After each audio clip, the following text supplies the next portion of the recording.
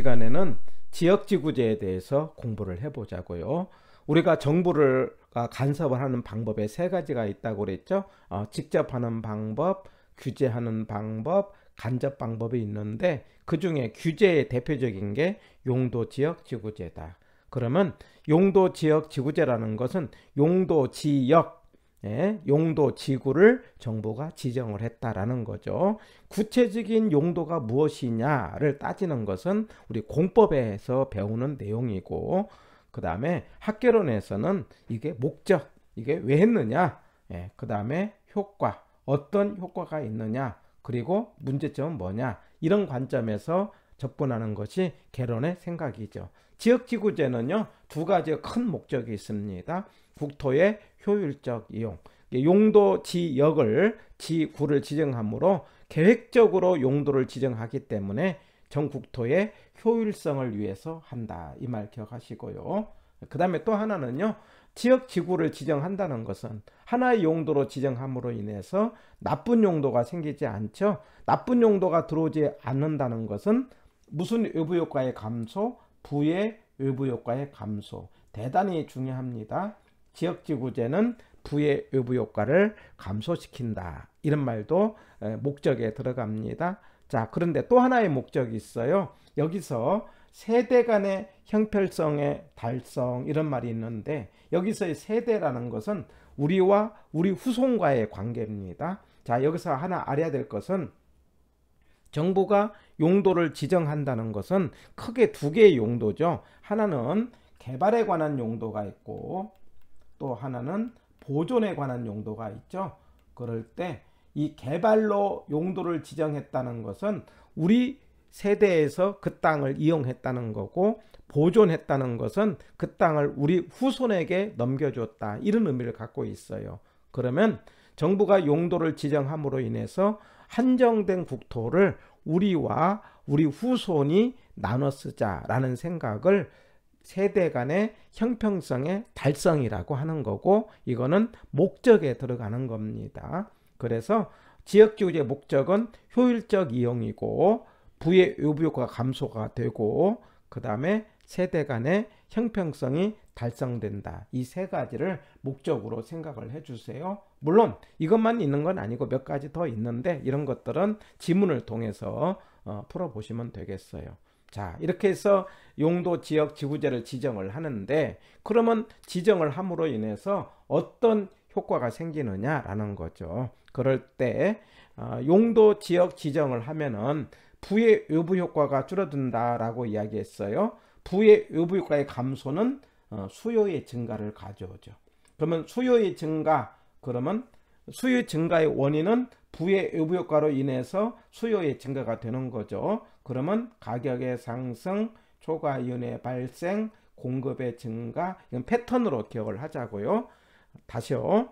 수요의 증가는 가격의 상승, 초과이윤의 발생, 공급의 증가, 이런 패턴으로, 우리 지난번에 이제 그 수요 증가 이전에 1,000만 원으로 형성이 됐다. 그런데 수요가 증가돼서 가격이 1,500까지 올라갔다고 하자. 그러면 1,000에 산 사람은 기존의 소유자고, 기존의 소유자는 초과이윤이 있고, 그러면 초과이윤은 반드시 공급을 가져온다. 근데 공급은 새 아파트를 만드는데, 새 아파트는 세 가지 경우가 있다. 비용 고정 산업, 그러면 원래 가격. 그 다음에 비용 증가 산업, 그러면 원래보다 높은 가격. 비용 감소 산업, 그러면 원래보다 낮은 가격에서 뭐냐면 새로운 균형이 생긴다. 비용 고정, 비용 증가, 비용 감소는 분양가라고 이해를 하자고 그랬어요. 새로 아파트를 만들 때 분양가가 비용 고정, 원래 가격, 제가 1,000만 원 이렇게 예를 들었죠. 비용 증가, 원래보다 높은 가격, 그러면 1,400 이런 정도 예를 들었어요.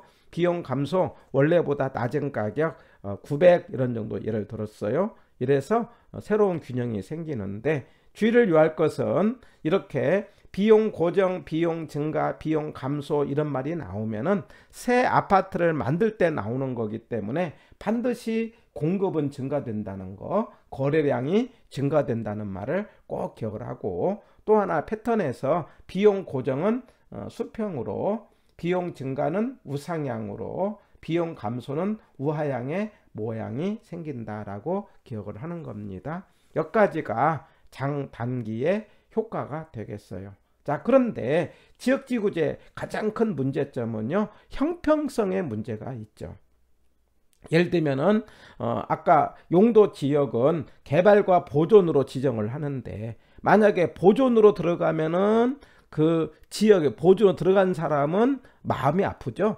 그린벨트로 지정을 했다. 그러면 그린벨트로 들어간 땅을 가진 소유자는 마음이 아프죠. 이게 뭐냐면 지역 간의 형평성의 문제가 있습니다. 만약에 개발로 지정을 하면은, 혁신도시라고 지정을 하면은 거기에 들어간 사람은 땅값이 올라가서 좋지만 그렇지 않은 사람은 또 배 아프지 않습니까? 바로 그 문제를 지역 간의 형평성의 문제가 있다. 예, 여기서 세대 간의 형평성, 이거는 목적에 들어가고, 지역 간의 형평성은 문제가 있다. 그러면 그 문제를 해결하는 여러 가지 새로운 정책이 있는데, 그 중에 하나의 정책으로 TDR이라는 정책이 있습니다. 개발권 양도. 이 말 꼭 알아두시고, 개발권 양도는 개발권을 양도했다라고 하는 거죠. 이거는 뭐 할 때 이런 말이 나왔느냐, 개발을 못하게 해서 손실에 대해서 보상 방법으로 생깁니다. 제가 TDR은 유무를 갖고 이야기를 합니다. 자, 여기다가 이제 내 땅에 대해서 건물을 지으려고 땅을 팠어요. 그런데 허가를 받기를 4층의 건물에 허가를 받았습니다. 김해 같은 경우는 이제 땅을 파면 유물이 많이 나온대요. 그럴 때 4층의 건물에 허가를 받고 땅을 팠는데 유물이 나왔다라고 하는 거죠. 근데 이 유물이라는 것은 국가의 중요한 재원이기 때문에 보존을 해야 되죠. 문제는 이 땅 가진 사람은 4층에 해당되는 건물을 못 만들었다라는 거죠. 그러면 보존을 위해서 개인이 개발에 대해서 손실이 생겼으니 국가는 어떤 방법으로든 보상을 해야 될 필요가 있다. 예, 그래서 형평성에 문제가 있다. 형평성을 위해서 보상을 하는데 이런 방법을 생각을 한 거죠. 이 땅을 갖고 있는 소유권하고, 땅의 소유권하고 건물을 만들 수 있는 개발권을 분리를 하자라고 하는 거죠. 여기서 소유권과 개발권을 분리했다는 개념에서 현재 우리나라는 법적으로 소유권과 개발권이 분리가 안 됩니다. 그래서 TDR 제도는 현재 우리나라에서 하고 있지 않습니다. 하고 있는 제도가 아니라는 것. 그러나 미국에서 하고 있는데 이런 제도를 도입하고 싶어서 자주 출제가 되고 있습니다.